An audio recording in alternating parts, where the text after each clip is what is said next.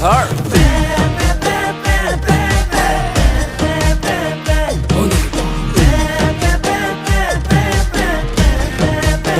আচলটো লাগিছিল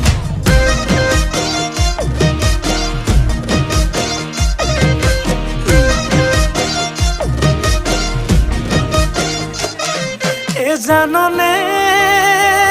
ওই বদন ওই এপে কোতে মজা হে দুপে কোতে নিশা হে 3 নম্বৰ পেটটো পালে হৈ যাম মই ৰজা মোৰ খিতানৰে গাৰু